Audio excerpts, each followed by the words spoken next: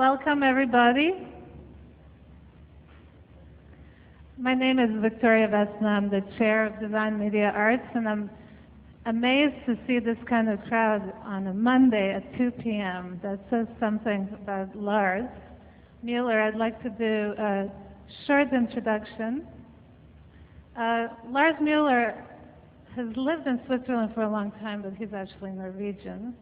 And he is a kind of a very unique beast in that he's a graphic designer and a publisher.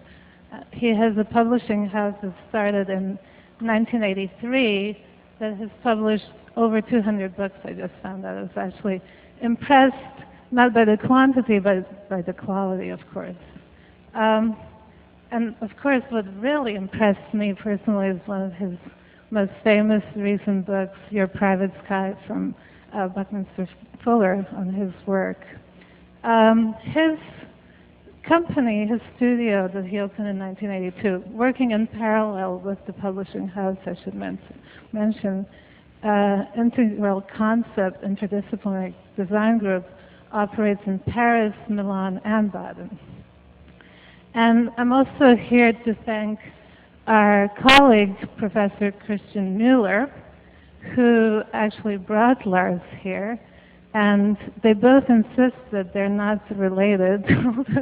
I'm starting to wonder, the only evidence is a different spelling. You know, they seem to be spending a lot of time together.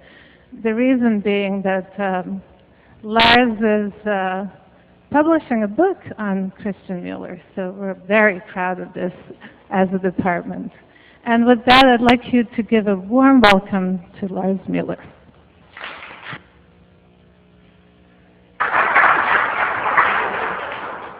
Thank you very much. Just for those who are interested to know, the project Christian and I are working on is a kind of an interface project between analog and digital media, as we do a book which will be kind of a navigation tool to his homepage, where the art pieces will be seen in video and real time. And it's, so as I know, an experiment to try to link these two media together and create a sensation of its own. And the Mueller thing is just to express how sophisticated European or German umlaut question can appear. So, now, is there an echo here? Or is it just for me?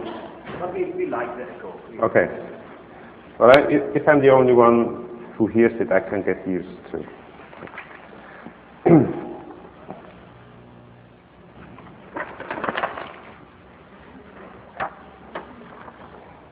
Now, as you see, it's quite a simple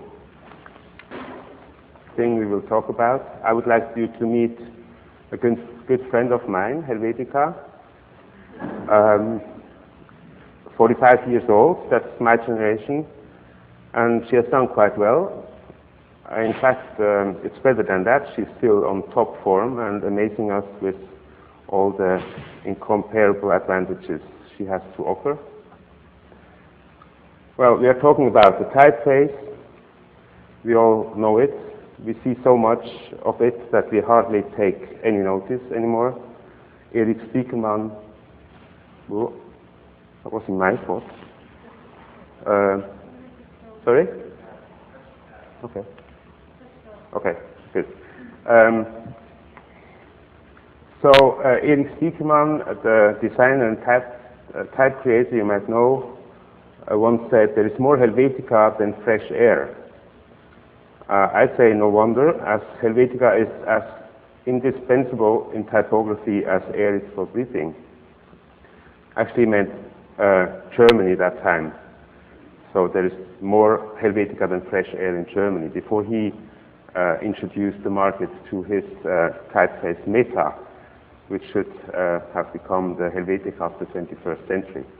It hasn't so far, but let's watch it closely. So I have chosen to make this tribute to Helvetica because I admire its extraordinary stamina and constancy. It was, is, and probably always will be impossible to imagine the typography repertoire without it. But I don't just want to make a bold statement and leave it at that. I want to know where the success comes from and decide what qualities, attitudes, and values can be associated with this typeface. So let's look back to the 1950s, where the story began. When examining the criteria for rebuilding Europe after World War II, a movement formed that took up at the point where the pre-war modernist avant-garde, particularly the Bauhaus in Germany and the style in Holland, have been so abruptly cut off in its youthful prime.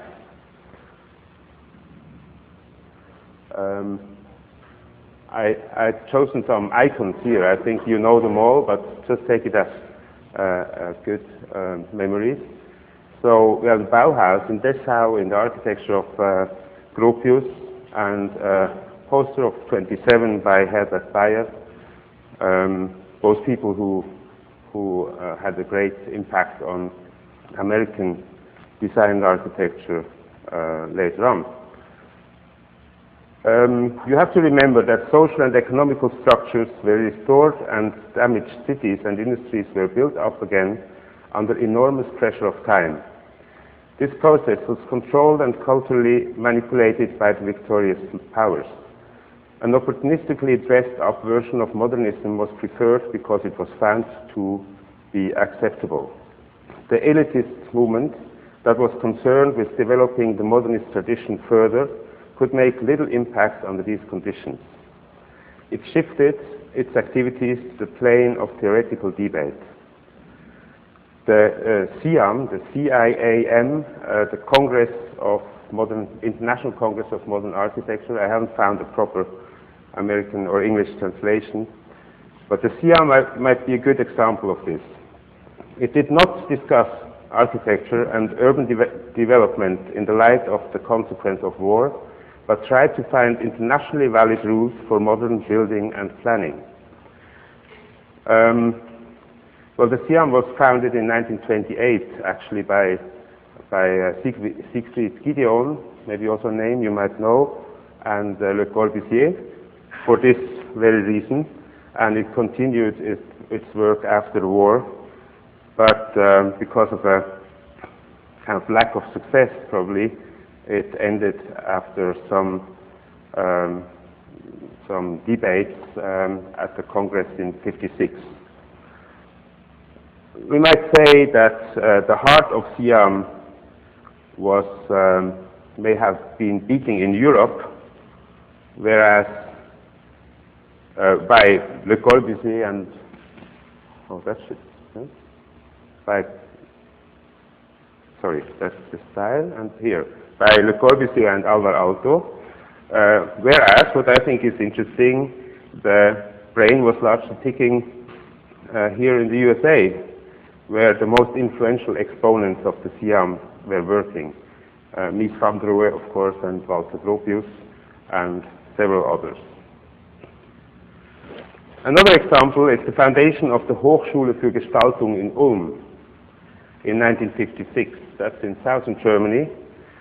This was initiated by Otto Eicher in memory of Hans and Sophie Scholl, a brother and sister who paid with their lives for a failed attempt to assassinate Hitler.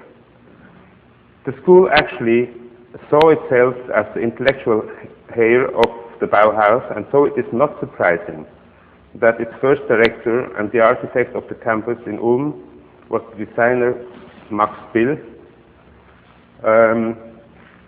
who was a Bauhaus scholar at that time, and he was Swiss and had the privilege of being able to sharpen and implement his ideas relatively freely in the 30s and 40s. For example, he drew attention to himself in 1949 with an exhibition called Die gute Form, Good Design, This addressed the question of what was needed for modern design, looking at functional, technical, and economical criteria. New materials were promoted, along with ergonomic quality and product durability. These aspects became part of the teaching at the school in Ulm and attracted students from all over the world, including quite a number from Switzerland. You have a picture of the campus to the left, which is a concrete building, very straightforward, functional buildings, volumes.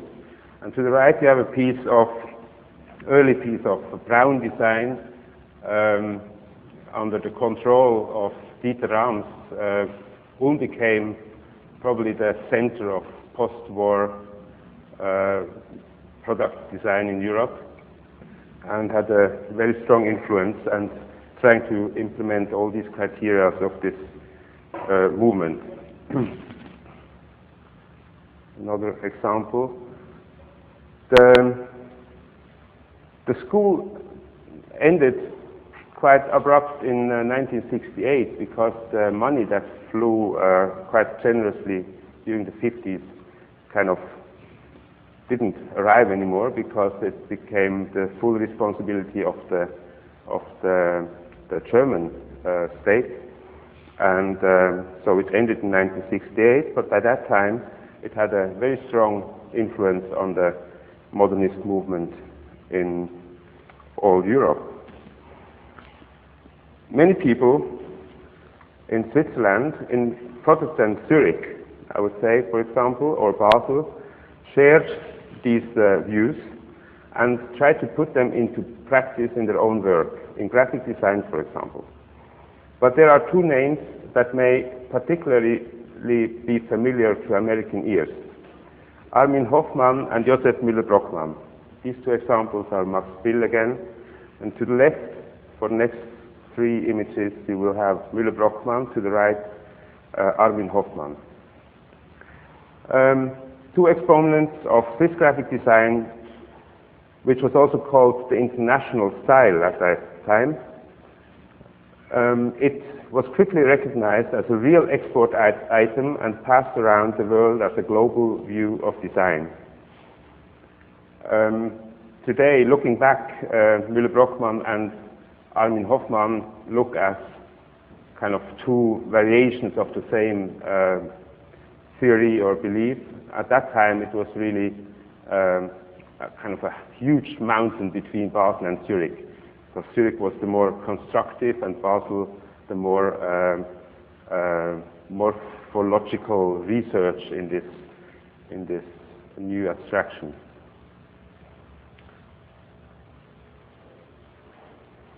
So again, Müller-Brockmann to the left and Armin Hoffmann to the right. And there was a medium that also helped to spread this idea, which was the Neue Grafik, also founded by Müller-Brockmann and some colleagues in Zurich. And today, I think one of the most rare collector's items in graphic design of that time. This design style, which I would prefer to call a philosophy with the appropriate aesthetic, relies on communicating content objectively and functionally in a reduced constructive form. Here too, of course, we can detect allusions to the modernist avant-garde, but the resources were made more precise and refined. One outstanding characteristic was the almost exclusive use of sans-serif typefaces. Here an early typeface, here an early typeface design classic came into its own, Accidentgrotesque, which was designed in 1898, first as a typeface for posters and then in smaller point sizes as well. This was a drawn typeface, still reminiscent on the flow of hand and pen, open forms without serifs, which were seen as conservative and traditional characteristics from then on. Dogmatic members of the movement preferred Accidentgrotesque and used it almost exclusively exclusively. Anyone who knows and uses this typeface knows that for all its simplicity, it has a characteristic elegance and appeal. The font shops were called upon to produce alternatives that could even better reflect the principle of objectivity and informal terms. Several new typefaces were developed at once around 1957 with this in mind. Univers, Folio, Neue Hausgrotesk, to name but a few. Univers, created by Adrian Frutiger, another Swiss type designer, was without any doubt the most progressive and modern of these new typefaces. Its forms accept the challenge laid down by the new technology of photo setting, which was starting to make its presence felt, and introduced a systematic classification of type design that years later was to apply to Helvetica as well. At this point, I must say that Neue Hausgrotesk, a name you will hear now, is identical with Helvetica, and you will hear the story why. Now, the Neue Hausgrotesk, designed by Max Miedinger in 1957 for the Schriftgießerei, the font shop, the type foundry, took a close look at Accidentgrotesk, neutralized its character to a certain extent, smoothed out its forms, and calmed the typeface down. Despite the striking beauty of the individual letters, the aesthetic was committed to conveying content objectively and neutrally with maximum legibility. A typeface with no specific qualities, without specific qualities, we can say, and that is its principal quality. If we compare Helvetica and Accidentgrotesk, Helvetica to the left and Accidentgrotesk to the right, you will see what this means visually. Yeah, I'll leave it up to you if you see. There is no pointer here. I will show you some details later. From the mid-50s, Swiss graphic design started to attract international attention. People did not just want rock and roll and kidney-shaped tables. They wanted reduced, objective communication as well, expressed in constructive, cool, formal language. Companies that wanted themselves and their products to show the modern spirit had their visual identity revised. The Swiss style had become a successful export item in its own right. It was a first-class advertisement for the Swiss economy, along with watches and chocolate.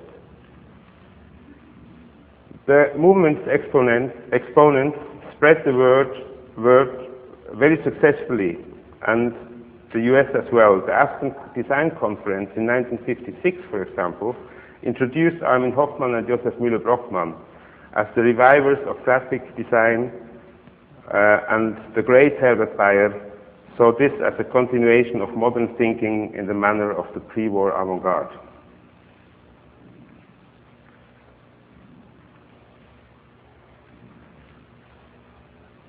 So, the movement reached its climax in the early 60s and had talented exponents all over the world. They often had to go into ideological contortion when caught between the cultural elite and the often unduly conformist industry, who both realized that the style and aesthetic was an appropriate way of conveying their message. In the meantime, in 1960, Neue Hausgrotesk has been renamed Helvetica in a stroke of marketing genius, and effectively became a synonym for Swiss style, where you must know that Helvetica means Swiss in Latin. I think I have two images, I forgot. No.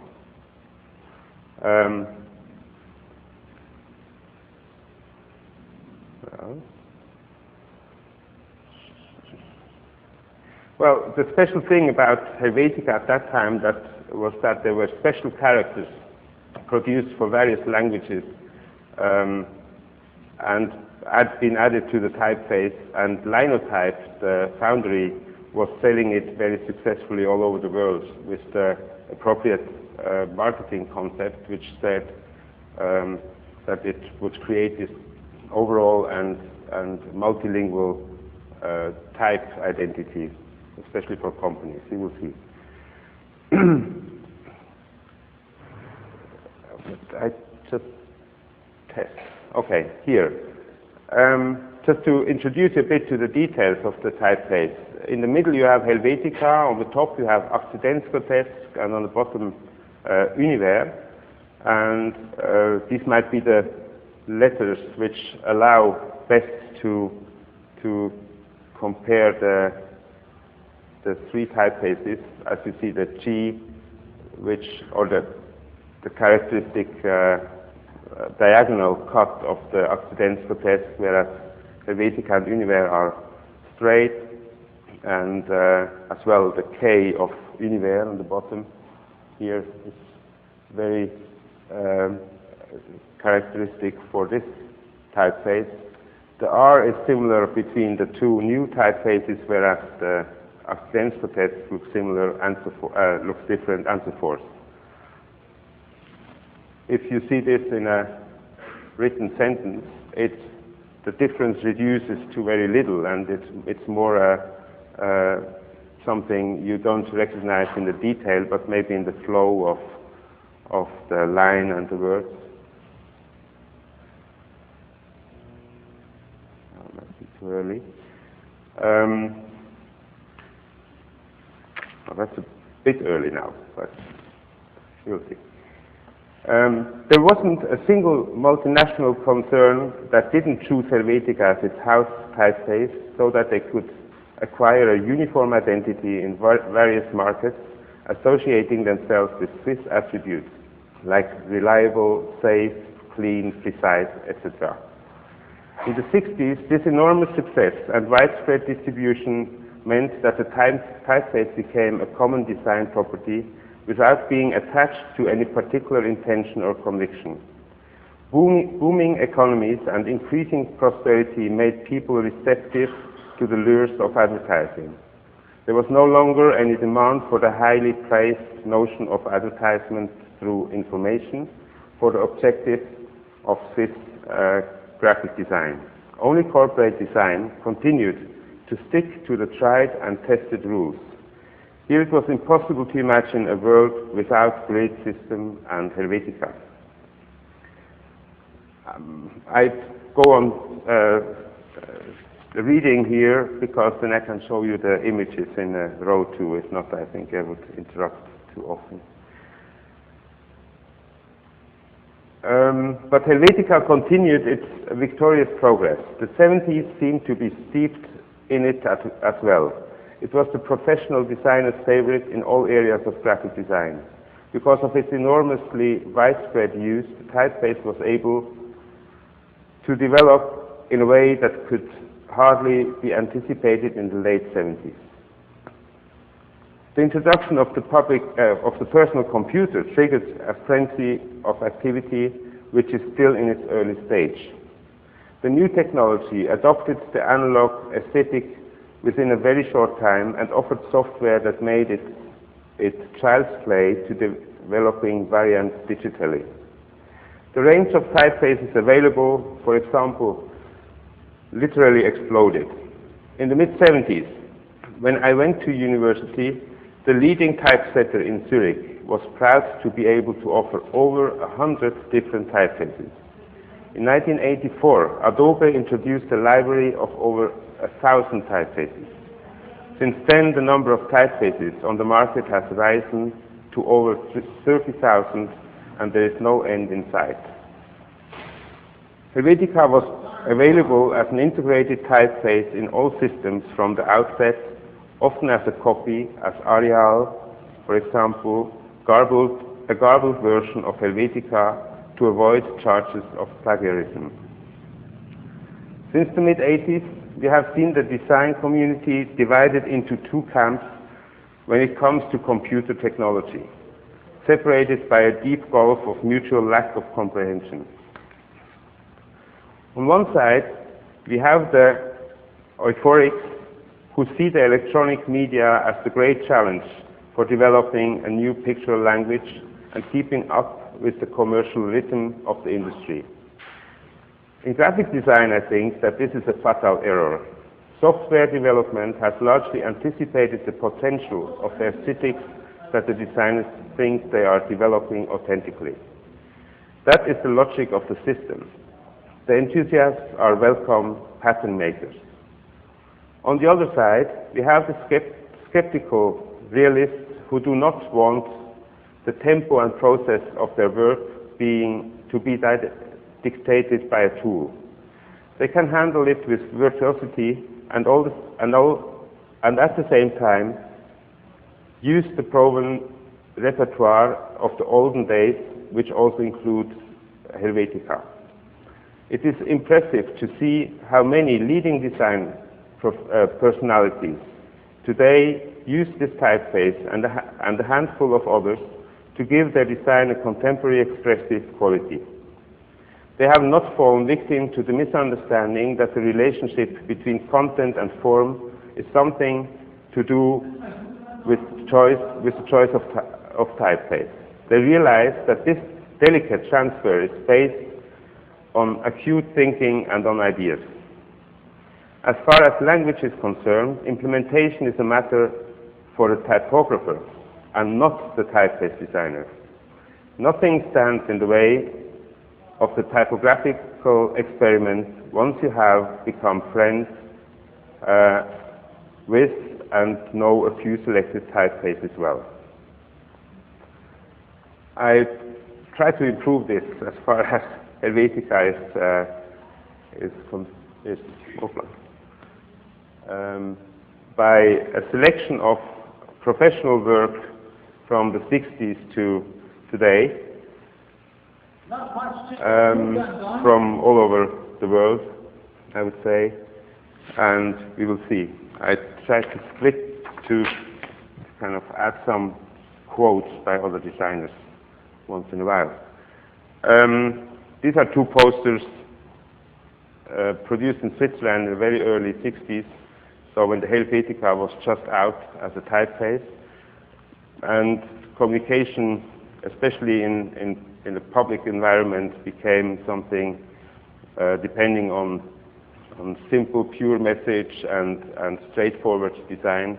So these might be quite typical. They were produced early in the 62, I think, and they were still hanging 10 years later, I remember, when we went to school.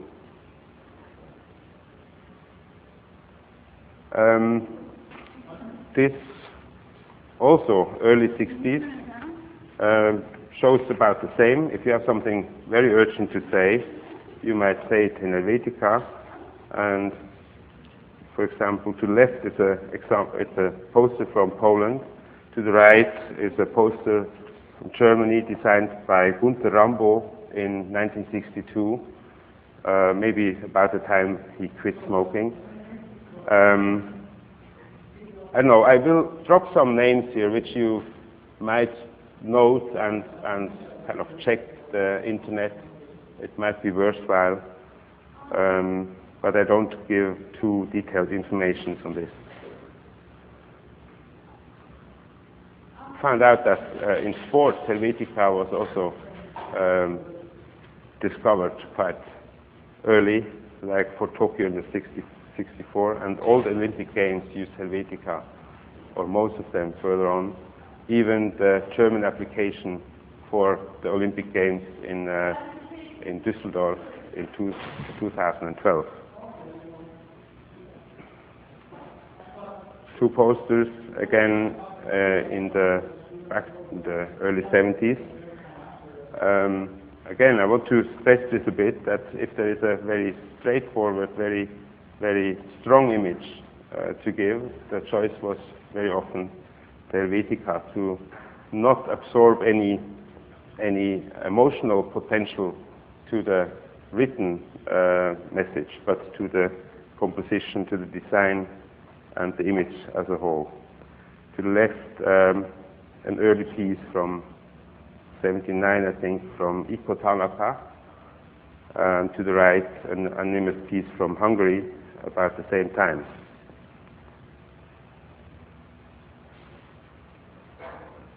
Left,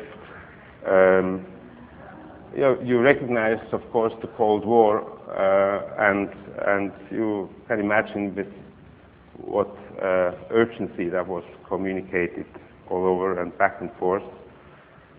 So to the left, it's designed by Dan Reisinger from Israel, and to the right, anonymous from the United States, both in the mid-70s.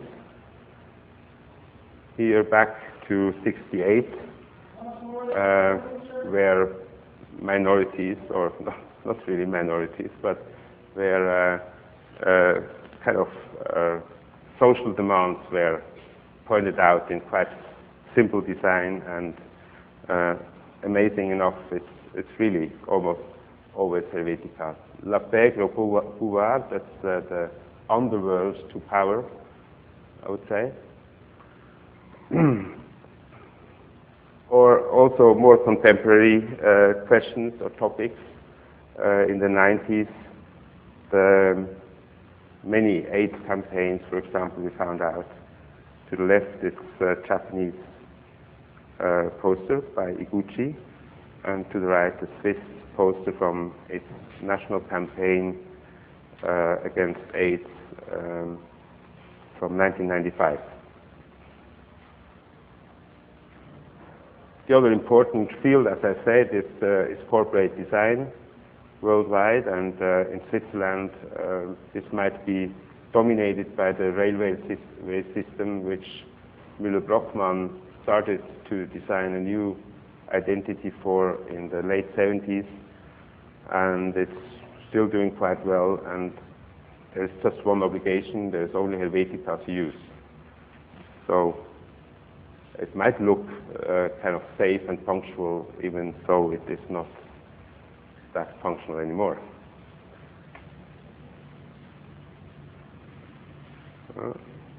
Oh no. So, sorry. So obviously in transportation, where safety might be an important thing to communicate, Helvetica was used almost all the time, and the Lufthansa logo, designed by Otto Eicher, you remember, one of the initiators of the Hochschule in Ulm, designed, I think in 1962, the Lufthansa logotype is Helvetica, which was quite revolutionary that time, and has never changed since. There's been some redesign, but it is a very successful visual brand, a visual sign in the industry. In 68 or 66, Massimo Vignelli, one of the great promoters of Helvetica on this continent, designed the identity program for American Airlines, which you know is also still pretty much the same, or based on this concept at least. And as Lorraine Weil told me yesterday, a lovely story, that must have been in the early 60s, Massimo Vignelli drove to Basel to the foundry, to the Helvetica foundry, with his probably little Topolino or little Fiat, to buy metal, Helvetica in metal, to bring it down to Milano, kind of as an avant-garde action. And that his car almost broke down when he was crossing the Alps again, because that's really heavy metal. Nice.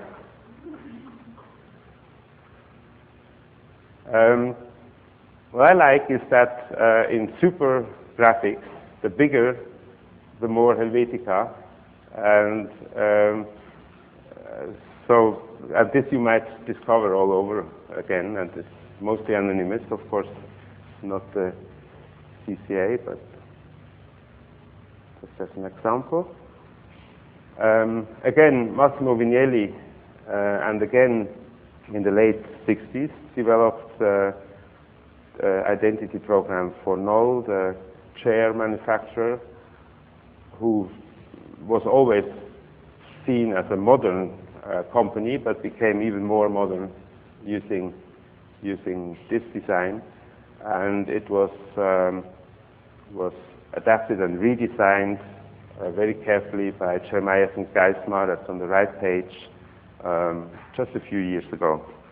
So it seems to still have its quality because it didn't change much.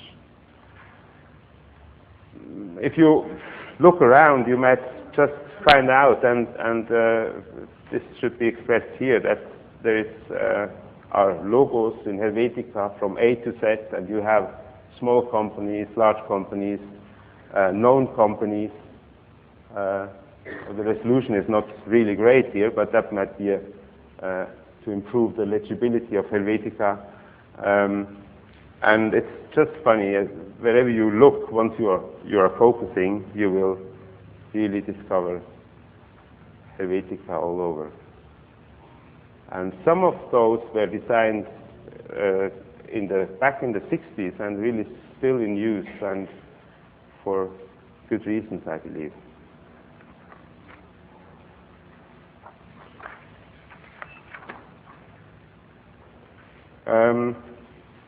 Again, like this picture might show, and many others to me show that very often in design there is just not the question which typeface to choose.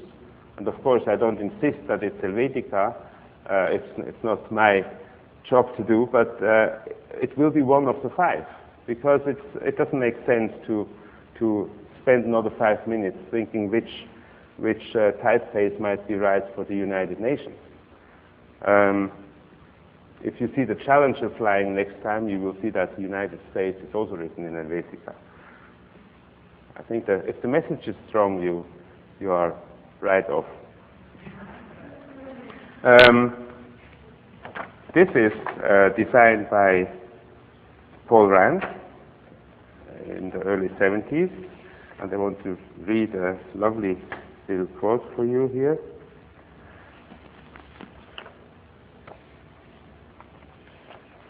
If I find it.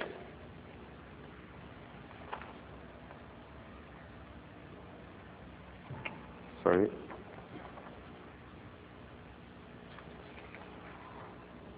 I must find it here. It's worth waiting. Okay. I quote Kyle Cooper. I remember a time at Yale when my work was being critiqued by Paul Rand. Mr. Rand told me only to use Helvetica as a display face, never in text.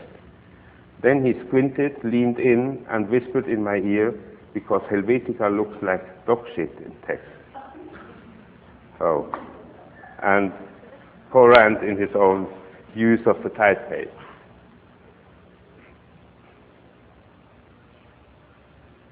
So, no comment from my side. That's it.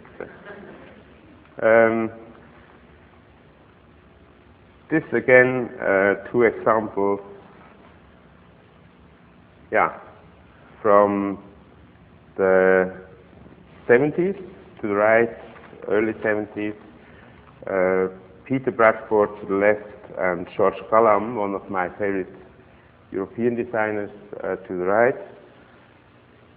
I think it improves the potential that is in typography in this case.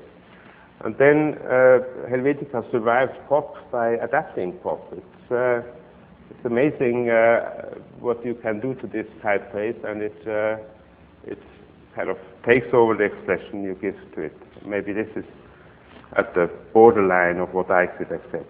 So. But people will remember back in 68, since from now there is no reason to use Helvetica on the original hair poster in 1968, but it was used. And there would be another nice quote, but I think I'm not so successful finding.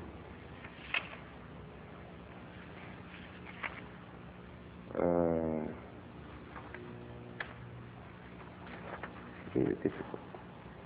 I didn't expect. Well, I leave it out. Maybe I'll find it later. Well, so the 60s, and now I jump because the slides, the images were disarranged. That's an example from 85. And now, if you know the history of the personal computer and how the Macintosh, I think, for most of us, was introduced, we thought that this pixel image, well, that's it. That's the new aesthetic. So we started trying or doing typography with this this pixel alphabet.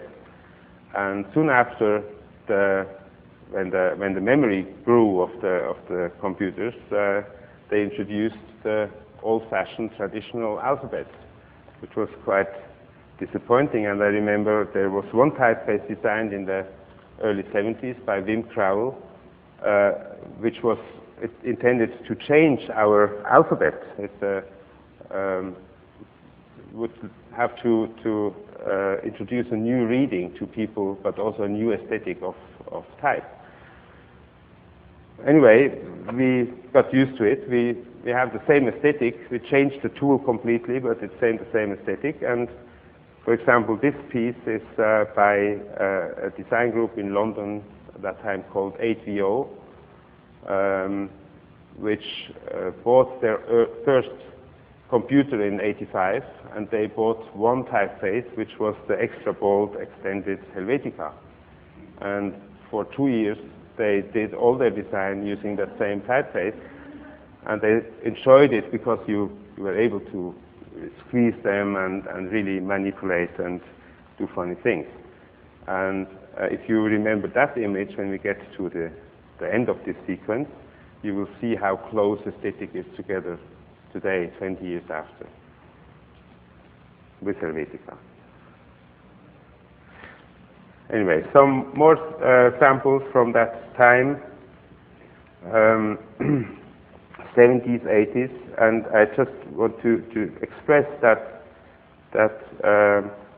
Helvetica design, or design using Helvetica in a certain attitude, survived this invention of the computer, of course by using the computer, but still searching for an authentic design. These are two posters, a greeting card to the left, and of course that also is a reference to a tradition in typography, or something pre-computer thing, which is the lecture set. Many people suffered using them. An interesting thing to find out is that if the design concept becomes very formal or formalistic, like here, if you work on the diagonal and you still want to express a readable message, then Helvetica is doing quite well. These are some nice examples. To the right, on top, it's Massimo Vinelli again. To the bottom, it's Tom Geismar, and so on. And the long one is Wolfgang Schmidt. I don't know if you know the German graphic designer. He disappeared somewhere, but he was a great designer at that time. Examples from the early 90s. Uwe Lösch to the right, and some series from Basel to the left. Not that important. Also early 90s, Fred Troller to the left, and the Japanese poster to the right. And now something, once we got used a bit to the typeface and the colors, if we scan different fields of design or different fields of culture, we again find out that there is a lot of expression and not made through the typeface, sometimes through the typography, and mostly or very often using Helvetica. We all know probably Talking Heads, at least I remember very well, and I was so proud to find out that I bought a Tibor Kalman just many years before I met him, and I saw it in his studio and said, wow, I have this record. And he wasn't so impressed. So. But just to see, and this should kind of stimulate your own look through your records. Maybe you find out. And somebody said the Helvetica is the Beatles of typefaces or something. That was another quote.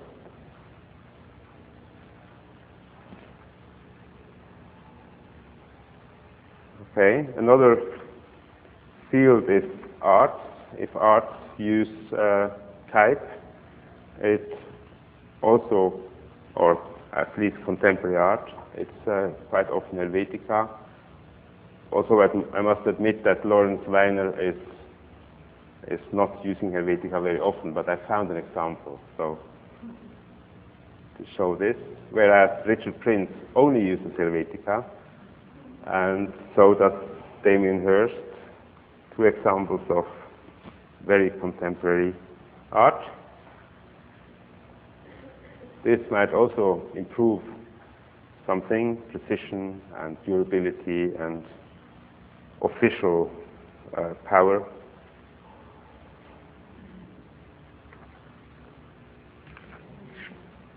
You might know this. That was mid of the 90s. Kyle Cooper to the right, 7. In magazine design, and the more recent, the more it is Helvetica, and I just show this as an improvement of my thesis, Visionaire.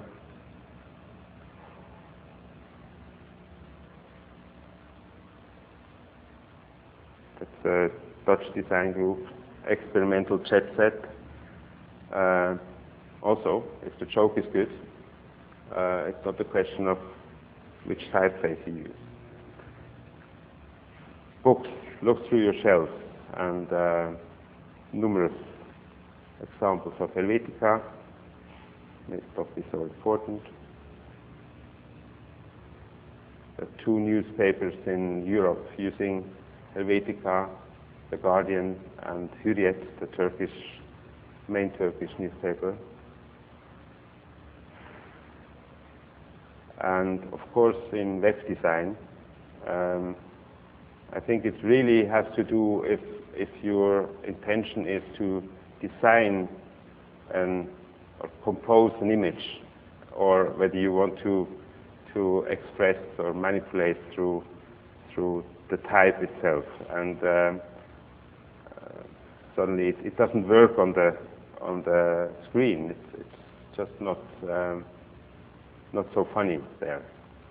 So what we found out is that the most inspired homepages were using Helvetica, or many of them. We'll go through this. In fashion, I think that's also quite interesting that once type is applied on T-shirts, bags, and so on, it might be Helvetica also to get a bit away from this dated thing, or you're less dated if you use Helvetica. You might survive a kind of longer time. And obviously, Stella McCartney thought the same thing. This plucker wood. I think it's nice. A few contemporary posters from Switzerland, which are kind of pulled off the walls or just collected recently, which this kind of irony and going back to the letter set, that's actually what happened to you when you had to do a fast poster using a letter set.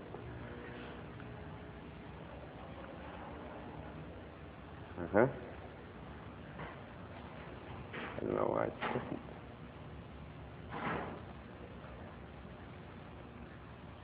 Come on. Yeah.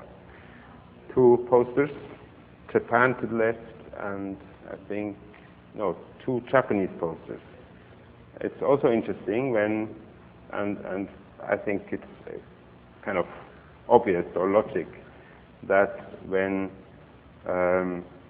cultures having their own alphabets or their own writing, if they write in the Latin alphabet, that they use Helvetica a lot because it doesn't leave any doubt which letters you are dealing with. So that's quite obvious. 3 images to finish this section. Corporate designs, recent ones using Helvetica, and improving that if you create a national brand and you want to make sure that you have a strong readable image, that then again Helvetica is quite well working. Mucci, you know, Comme des Garçons, you know.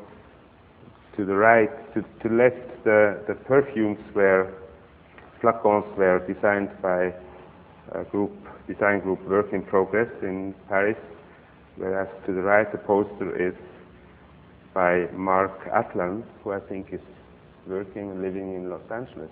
I don't know if you know the name. And then last example, which deserves a quote. Again, something here.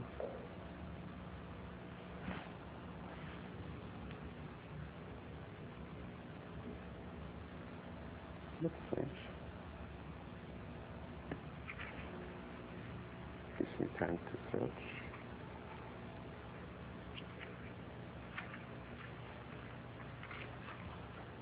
I don't know what that could be.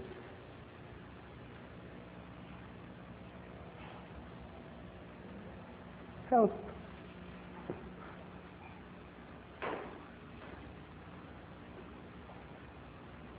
Just one more image, then we will be fine.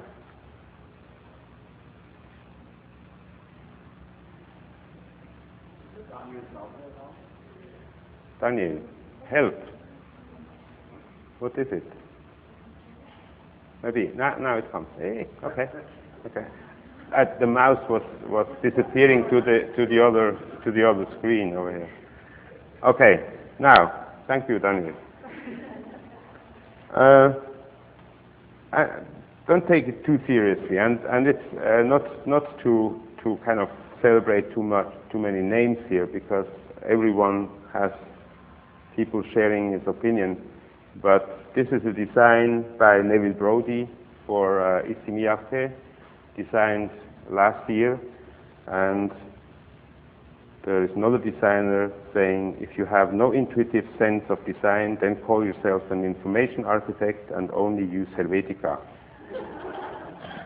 That was David Carson. I don't know whether he is among us. No. Okay. Sorry. Well, that was the end of this, but there is some more to come.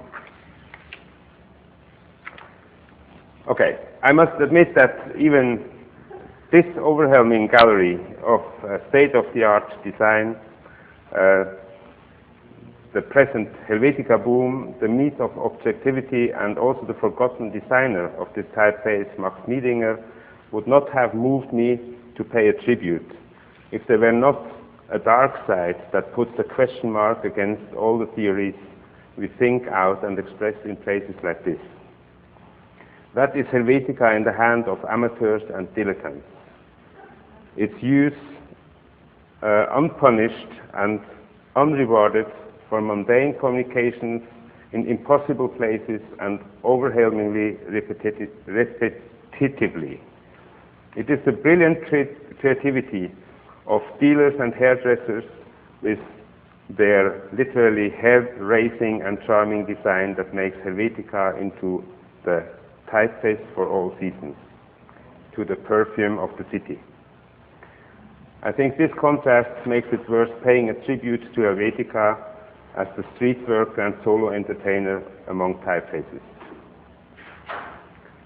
To reach my conclusion, please allow me to use this Helvetica hybris as a metaphor. I think beautiful and ugly are interdependent, like good and bad, rule and infringement. They are each reflected in the image of the other. Just as every coin has two sides, only something dual can be a whole. So please enjoy this. No, that was probably wrong again. This will now be with less words and maybe a fast passing through. Am I very late? No? Okay. Now.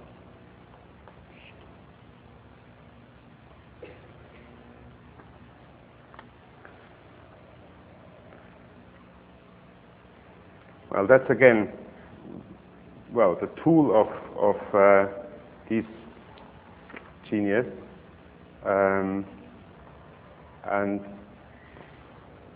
I think you all know this, maybe as a secret or in your secret design laboratories, you might even use it.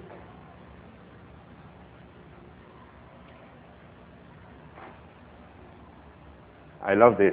Create your own signs and look like a pro. That's quite okay.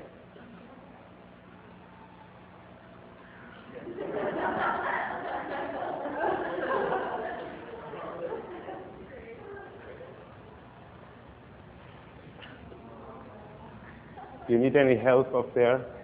The natural hair maker creating his scissor, and we are all so happy when we discover that one letter is used in both words and you can kind of cross.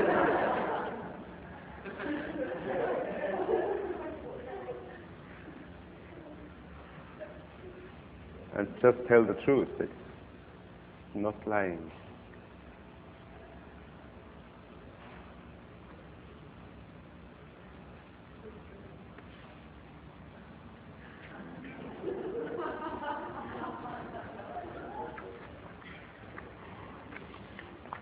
Of course, there are many, in this case, for example, it's professional design, but it has this patina of the city, which doesn't let you think about the designer, but of the message and the atmosphere.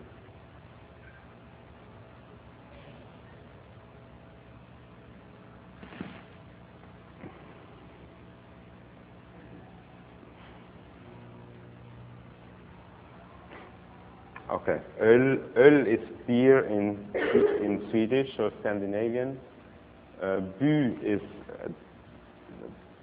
drunk in French, and no or see you might understand. So it's just a play when we put the slides together. So again, you say something and something says the opposite, and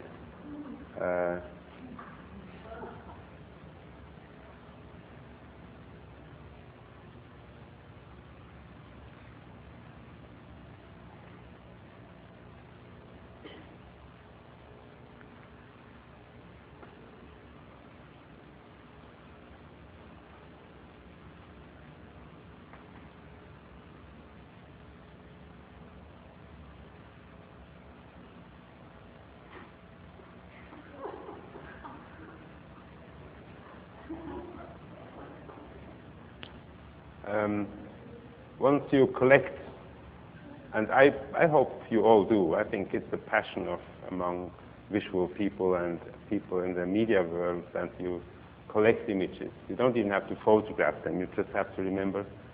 But I can tell you this is an excellent fish restaurant up there. And once you discover, you believe signs like this. I think they are really honest. He's not a typographer, but an excellent chief.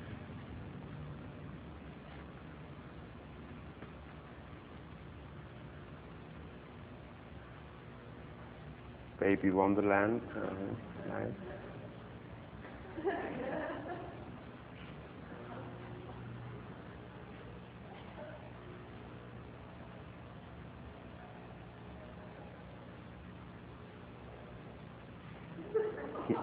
Here it is.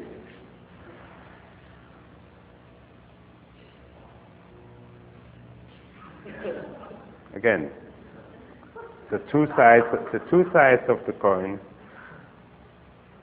Duality.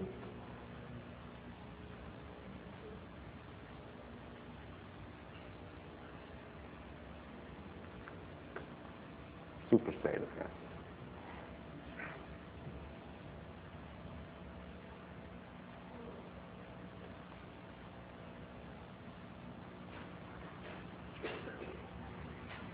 Sometimes signs and traces which have no meaning, pure speculation, but they are the perfume, the visual perfume of the city, in my sense.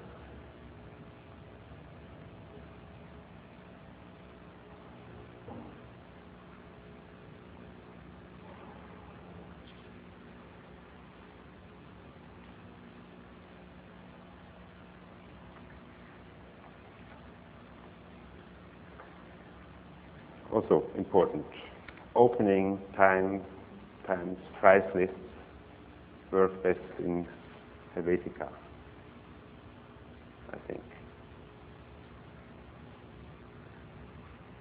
Very dense typography.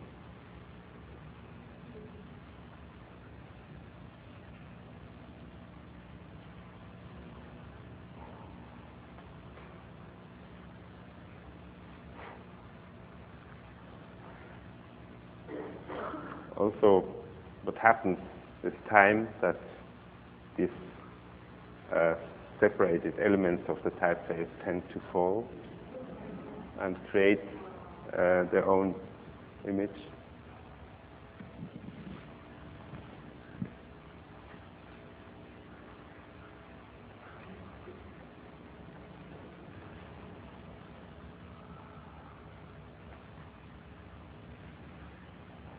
Remember this.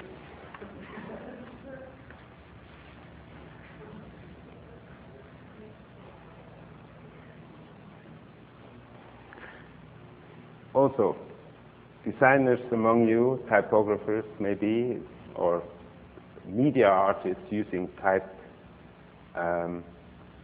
it's quite hard to write vertical.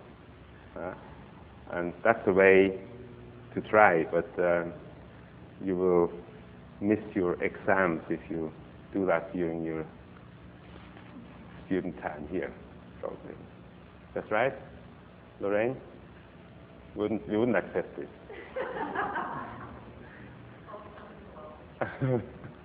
Okay. Street numbers, it's amazing. And such a variety, I think that amazes me most, you see. It's a serious statement.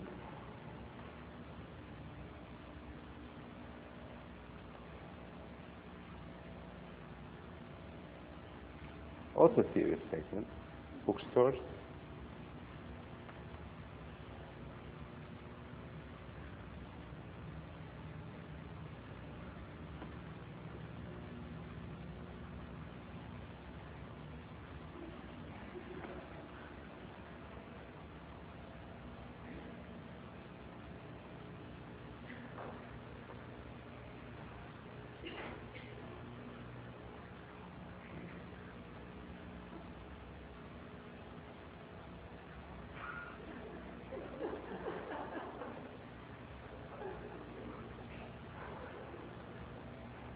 Very, very serious safety.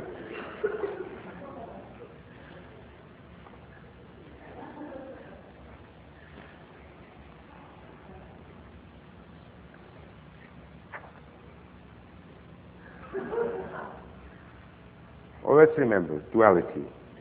Huh? It's important.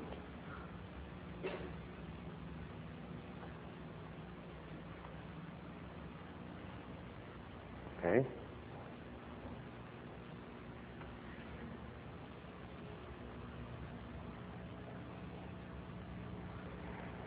We never found out what business martifici means. It's in Paris somewhere, signed. It's not really self-explaining.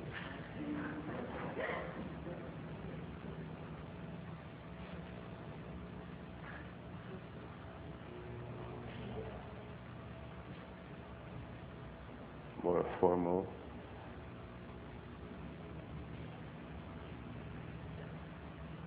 No.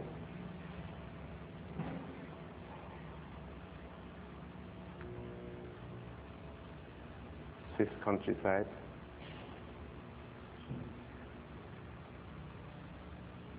My favorite.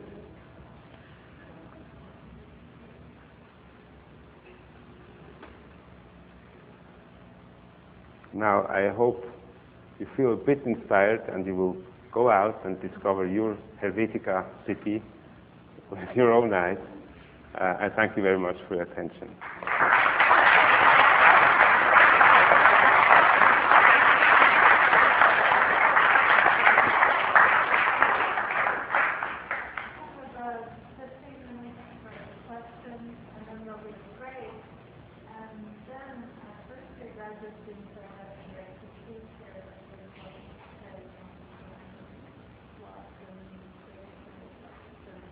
Okay.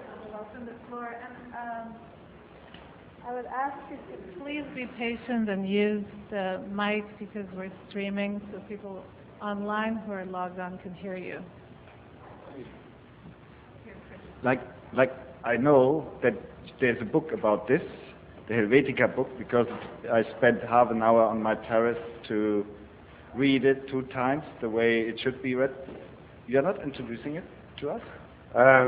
Actually, it's not my idea to promote products here, but yeah, it's true. Actually, my tribute to Helvetica is brought into a book. If you want, I can leave you some brochures afterwards. And But this is not propaganda making for you. This, okay. No, you should not hesitate to explain that, because this book is a strange book. So you explain it. I Okay. explain, but I can't hold this thing while I'm explaining, because the way you read it, this is the professional use of Helvetica. Yeah, you read this like this. You saw this. We have just seen the pictures, and then I wouldn't tell them. You see? I just wouldn't tell them. Okay? But all the other images are somewhere there. yeah, but thank you very much. Description. That was a tease. Yeah. But you are leaving some catalogs here. Yes, of your if you allow it. Yeah, yes, I would. Please. Okay. So some promotion. So any questions?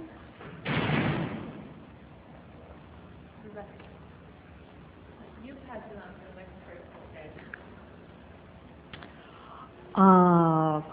What was I going to ask you? Oh, so was Helvetica designed intentionally to be neutral and safe, or did that somehow evolve out of the use of the typeface? No, I think it was very much the intention of the time, because it was the meaning of this style developed during the 50s. But as the typeface used as the Denskotesk was still an old typeface, one wouldn't believe, but designed in 1898, and maybe also the font shops, the foundries discovered a business. They intended new typefaces doing the same job even better by being objective, straightforward, open designs, the letters. So I would say, yes, very much. They're intended to be objective. Which I guess is a Swiss style as well, to be neutral and safe. Yeah, sometimes it's really boring. Sometimes it can be an advantage. Yeah, yeah. And I was curious too, you made a comment about, I think in the 80s with the computers, and there were two camps where so you were saying something about one side didn't want the quality of their work to be dictated by the tool. Did you mean that when you were saying that, were those people who were in some way against using the computer? No, actually, no one of the camps I mean is against the computer. It's just a different way of using. Oh, of using. And if we imagine that somebody must have drawn or designed these 30,000 typefaces on the market, you just imagine that these 30,000 or 29,995 of them must believe in the new tool as an inventor of new forms. And the other five, they were from the older generations, they believed that you have a typeface which is a tool and which doesn't need to become a part of a contemporary aesthetic. But I think what some of these images improved is that contemporarity is not a question of typeface. That's the error, I think. And that's but once you go into this, you will spend a lot of your lifetime running after the software and reinventing things which become little more than samples for the software industry.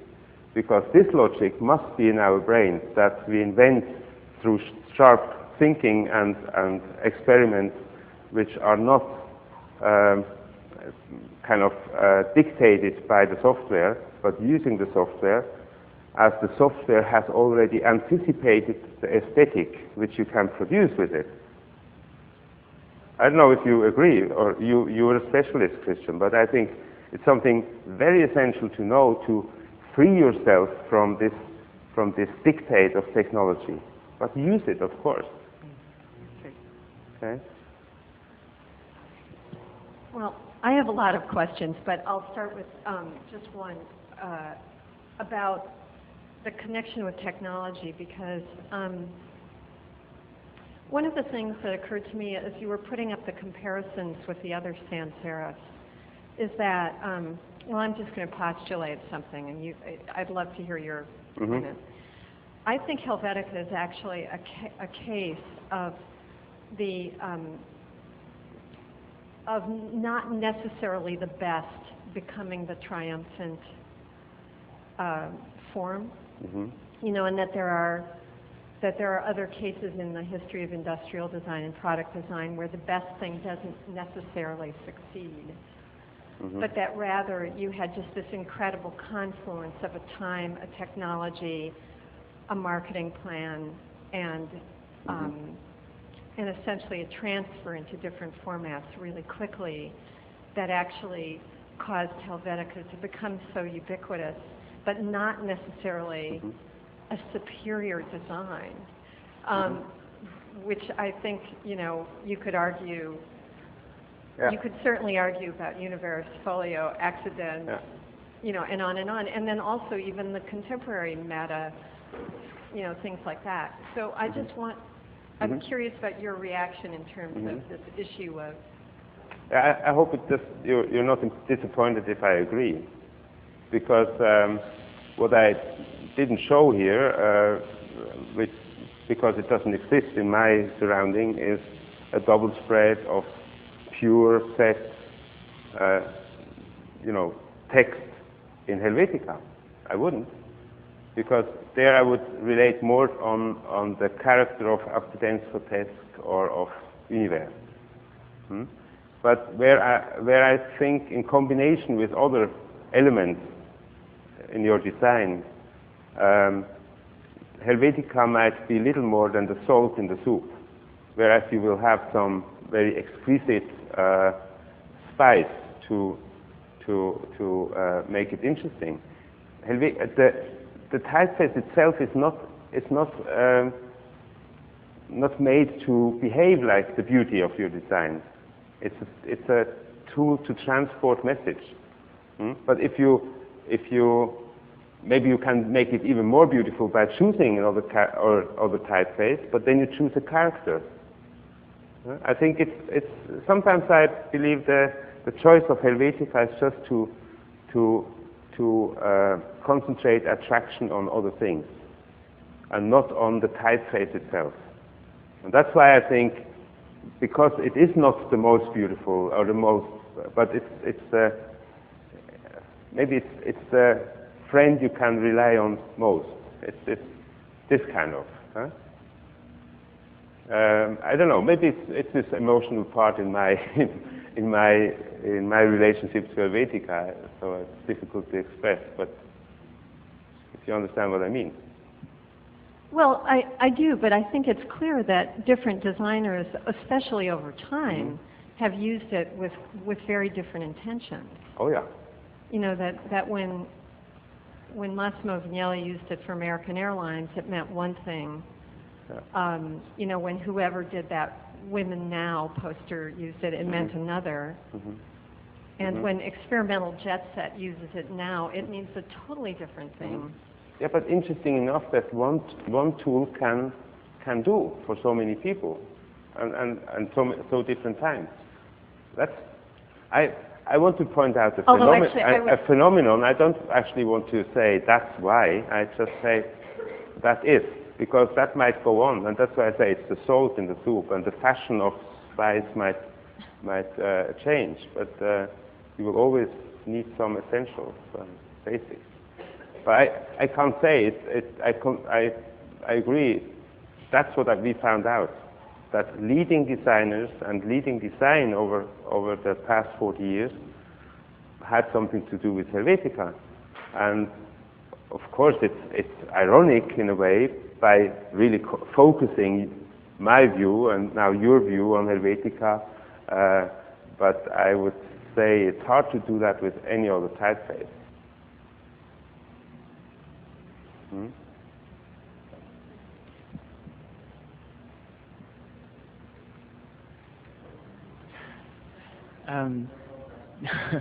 Do you think universally throughout history there's been a universal serif typeface? Like a universal serif that everybody's used? Universal serif? Yeah, instead of a Samsung. Okay. Yeah, what's about this? Do you think there's one that has been more universally used than, let's say, another?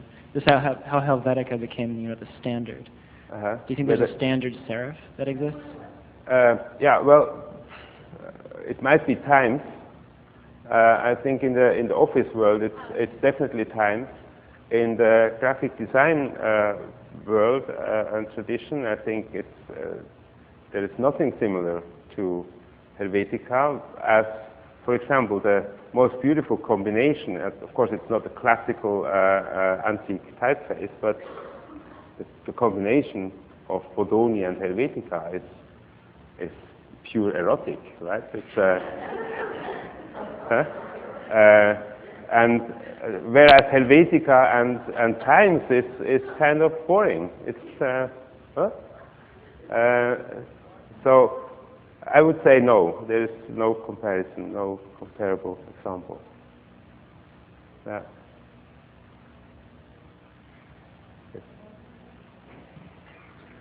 Not to get off the subject of Helvetica, as worthy as it is, but could you just say a couple of words about your initiative as a publisher, or your mandate, or what you're hoping to achieve through the publications that you've achieved and will achieve? Not only this, not this book.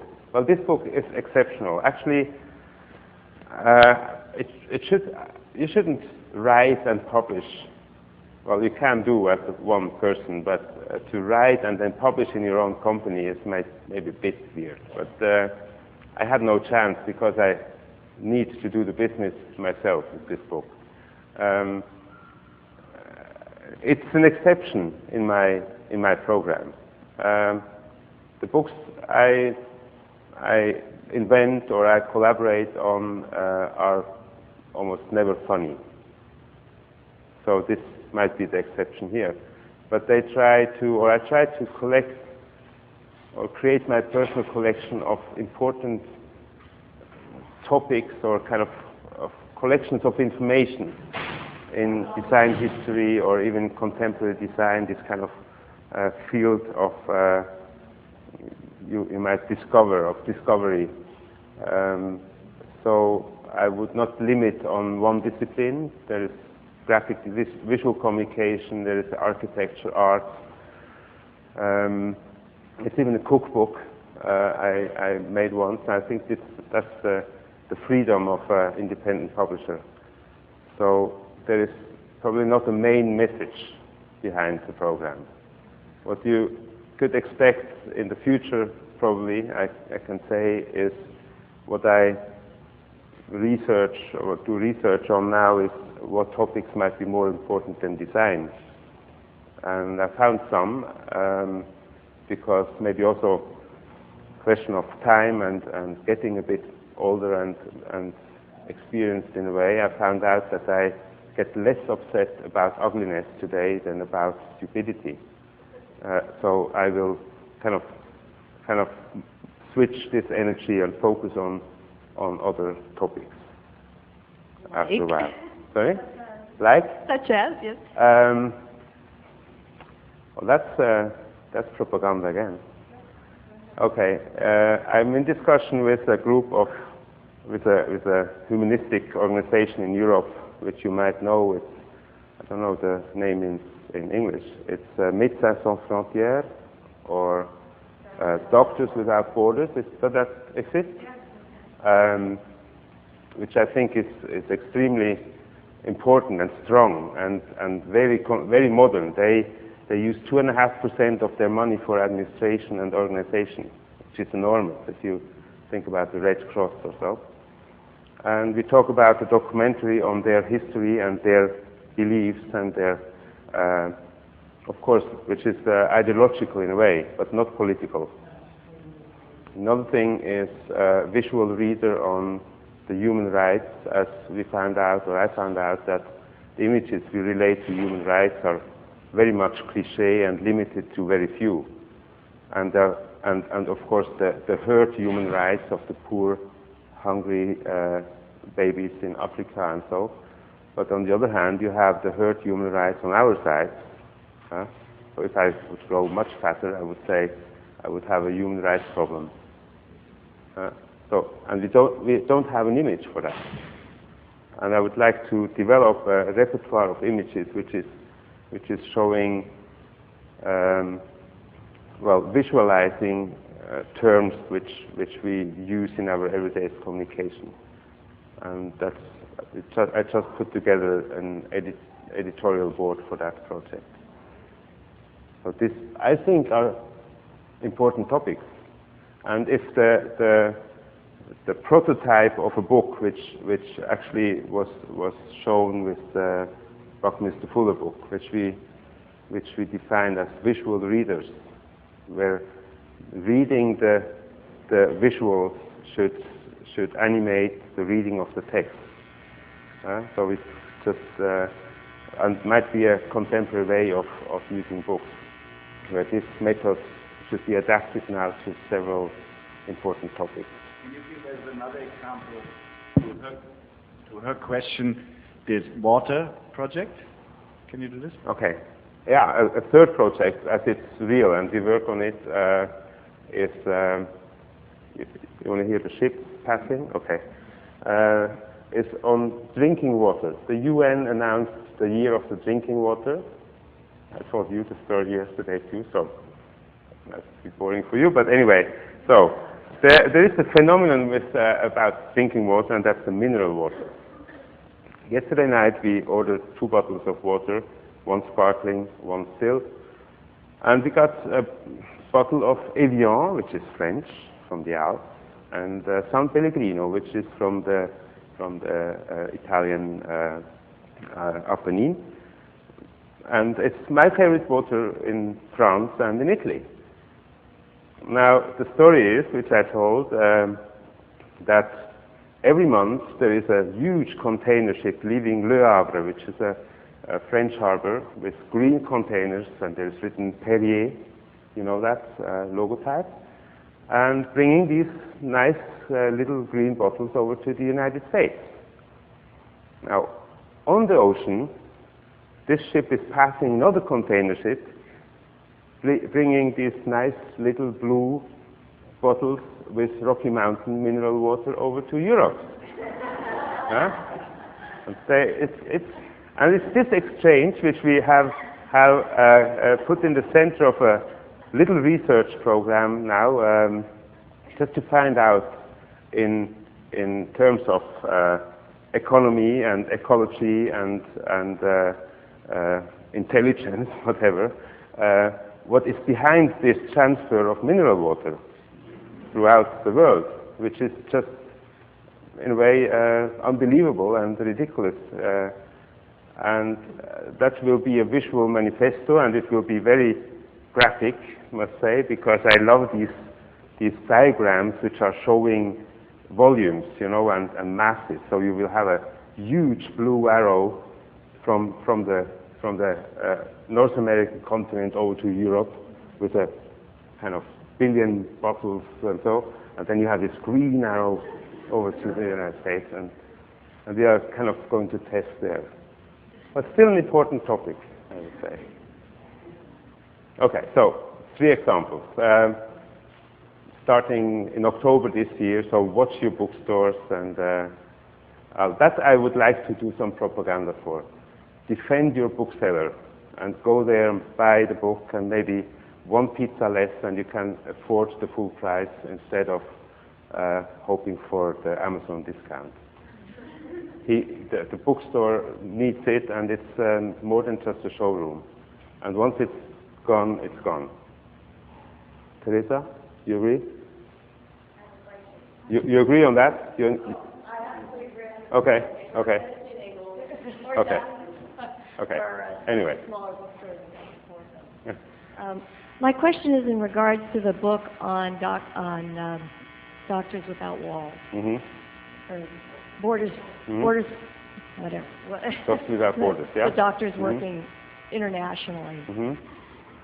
When you were talking about the imagery that you're creating to talk about a new dialogue about consciousness and haves and have-nots, which I think I'm simplifying, it made me immediately think about the dialogue that was created with like Life magazine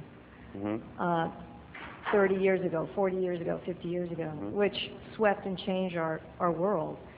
I feel like you're talking about a new dynamic, and I want you to elaborate a little bit on that, because I think you've thought it out, that takes that socio-documentary, very vivid look at this, you know, and making us feel incredibly moved or guilty or reactionary or pro-actionary. How are you taking this new vision of the use of images in this way to talk about an international issue? Well, to start at the end, I think the language we search for should be an international language, and I want the book to kind of line up with other new medias which are international or global or whatever, without kind of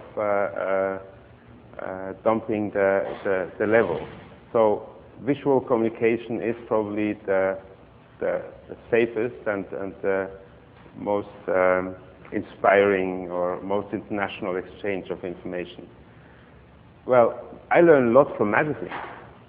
It's kind of stupid to buy these magazines every month, but what you say about Time magazine is very important, but it is still a magazine. They tell short stories, right?